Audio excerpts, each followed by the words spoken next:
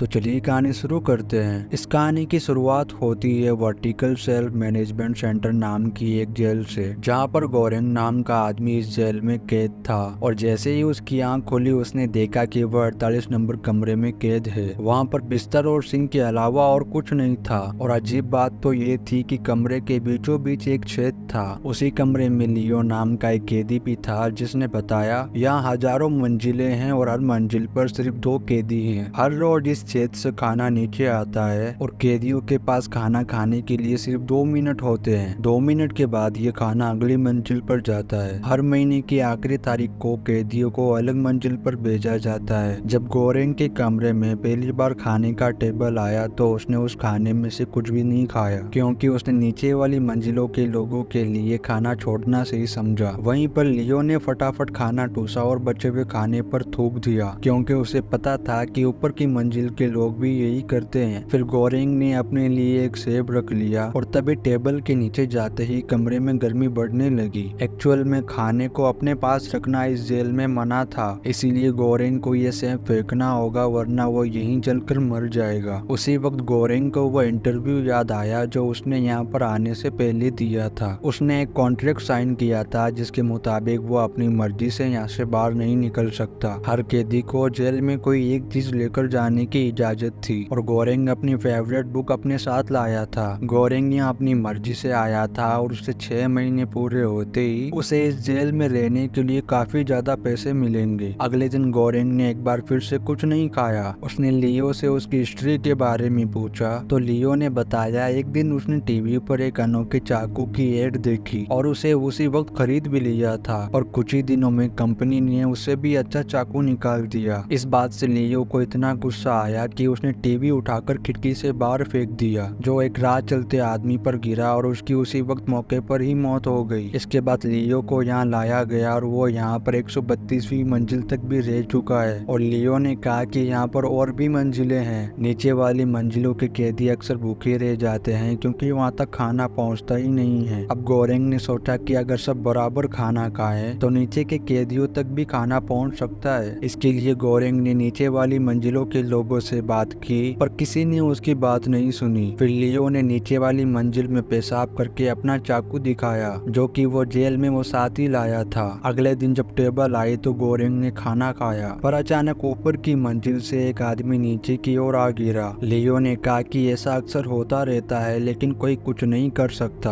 और ये भी बताया कि वह अगले महीने भी एक साथ ही होंगे। तब गोरेंग उसकी बातों से समझ गया कि जब लियो निचली मंजिल पर था तब वह भूख के चक्कर में अपने साथी को ही मारकर खा गया था। अगली बार जब टेबल आया तो उस पर मिहारू नाम की एक औरत बैठी थी। गोरेंग ने देखा कि वो जख्मी थी, पर लियो ने गोरेंग को उससे दूर रहने को कहा। मिहारू हर महीने एक बार टेबल पर बैठकर नीचे तक जाती है ताकि वह अपने खोए हुए बच्चे को ढूंढ सके। साथ ही वह कई कैदियों को भी मार डालती थी ताकि अगले महीने उसे अपने बेटे के साथ रखा जाए। शायद पहले जो आदमी गिरा था उसे मिहारू नहीं मारा होगा। लियो ने बताया कि मैंने किसी को मारा नहीं, बल्कि जो लाश मेरे कमरे में गिरी मैंने सिर्फ उसका मांस खाया। इसके बाद जब मियारू अगली मंजिल पर गई तो कैदियों ने उसके साथ बदतमीजी करने की कोशिश की। गोरेंग ये देखकर चिल्लाकर उन्हें रोकने की कोशिश कर रहा था, पर जल्दी मियारू ने उन्हें जान से मार दिया। आखिरकार महीना पूरा हुआ और सभी कमरों में गैस भरकर कैदियों को सुला दिया गया। जब गोरेंग की आंख खुली तो वो 171वीं मंजिल पर बिस्तर में बंधा हुआ था। लियो ने उसे इसलिए बांधा था क्योंकि गोरेंग जवान है और उसे गोरेंग से अपना बचाव करना होगा। तभी बाकी मंजिलों से चिल्लाने की आवाजें आने लगी, क्योंकि सबकी मंजिलें बदल चुकी थी। जब गोरेंग के कमरे में टेबल पहुंचा तो खाने के लिए एक दाना तक नहीं बचा था। अब तक 8 दिन बीत चुके थे। फिर लियो ने गोरेंग से कहा कि मुझे बहुत ज्यादा भूख लगी है, अब तो कुछ तो खाना ही पड़ेगा। तभी लियो ने उसके शरीर के हिस्से को काटना शुरू कर दिया। गोरेंग रैम की भीख मांगता रहा, लेकिन लियो ने अपने चाकू के इस्तेमाल से गोरेंग की टांग का मांस काट दिया और निकाल कर खाने लगा। तभी टेबल पर बैठकर मियारू वहाँ आ गई। मियारू को ये याद था कि गोरेंग ने उसकी मदद करने की कोशिश की थी, इसीलिए मियारू लियो पर कूद पड़ी और उसी के चाकू से उसको मारना शुरू कर दिया। फिर उसने गोरेंग को आजाद करके चाकू दिया और जैसे ही गोरेंग आजाद हुआ उसने उसी वक्त उसको मार दिया। इसके बाद गोरेंग बेहोश हो गया और बाद में जब उसकी आंख खुली तो उसने देखा कि मियारू ने उसकी टांग पर चादर से पट्टी की थी और वह वही पास में बैठकर लियो को खा रही थी। उसने थोड़ा बहुत मांस गोरेंग को भी खिलाया और फिर बिना कुछ बोले नीचे चली गई। कुछ दिन बाद लियो की लाश पर कीड़े आने लगी और गोरेंग उनको खाने लगा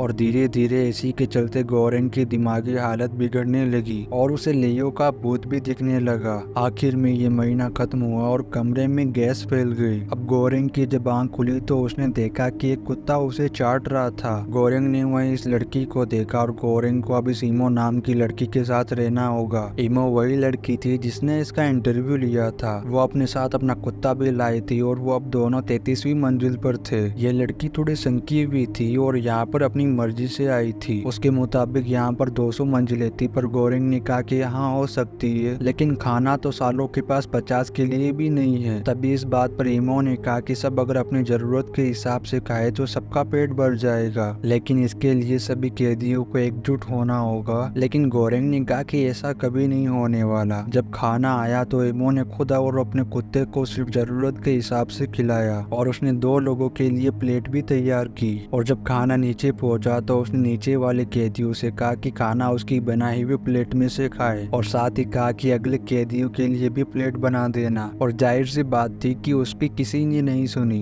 गोरेंग ने फिर कहा कि मैं ये सब करके देख चुका हूँ, कोई फायदा नहीं होने वाला। लेकिन इमो ने हार नहीं मानी और रोज लोगों को जरूरत के मुताबिक खाना खाने के लिए बोलती रही। 3 हफ्तों बाद गोरेंग भी तंग आ गया और उसने नीचे वाले कैदियों से कहा कि आज अगर इस लड़की की बात नहीं मानी तो रोज तुम लोगों के खाने पर मूत कर भेजूंगा। गोरेंग का ये तरीका कामयाब रहा और वो कैदी यही मैसेज आगे भी पहुंचाने लगे। कुछ समय बाद टेबल आया तो उस पर मियारू बेहोश पड़ी हुई थी। गोरेंग और इमो ने उसे बिस्तर पर लेटा दिया। शाम तक भी जब उसे होश नहीं आया तो गोरेंग खुद जमीन पर सो गया। लेकिन जब उसकी आंख खुली तो उसने देखा कि वे दोनों लड़कियां लड़ रही थी, क्योंकि मियारू इमो के कुत्ते को मारकर खा गई थी। अगले दिन वो टेबल पर बैठकर चली गई। गोरेंग ने इमो को बताया कि मियारू अपना खोया हुआ बच्चा ढूंढ रही है। इमो ने कहा कि ये औरत पागल हो चुकी है, क्योंकि 10 महीने पहले ये अकेले यहाँ पर आई थी। फिर बातों बातों में हमें पता चला कि इमो को कैंसर है। फिर जल्द ही महीने का आखिरी दिन आ गया और गोरेंग ने उसे कुछ खाने को दिया, क्योंकि हो सकता है कल कुछ भी नसीब ना हो पाए। लेकिन इमो बिस्तर से ही नहीं उठी। अगली सुबह जब गोरेंग उठा तो उसने देखा कि वो 2 से 2वीं मंजिल पर था और उनके नीचे ना जाने कितनी और मंजिलें थी। ये देखकर इमो खुद को संभाल नहीं पाई और उसकी वहीं पर मौत हो गई। तभी गोरेंग को लियो का भूत दिखा और वो कहने लगा कि क्या गोरेंग अब इस लड़की को भी खा जाएगा। अचानक से उसे इमो और उसका कुत्ता भी दिखने लगे, जो कह रहे थे कि उसे इमो का मांस खाना चाहिए। गोरेंग उनके झांसे में न आने की पूरी कोशिश कर रहा था। फिर वो अपनी बुक के कुछ पन्ने फाड़कर खाने लगा ताकि उसे भूख ना लगे। फिर उसने कांच से दीवार पर लकीरें खींचकर दिन गिनना शुरू किए। फिर जल्दी भूख ने उसके दिमाग पर काबू कर लिया और वो इमो का मांस काट कर खाने लगा। कुछ समय बाद कैदियों के कमरे बदले गए और इस बार गोरेंग खुश था, क्योंकि वह 6ठी मंजिल पर था। इस कमरे में मियारू भी थी, पर उसने अचानक गोरेंग पर हमला कर दिया। लेकिन असल में सिर्फ ये सपना था।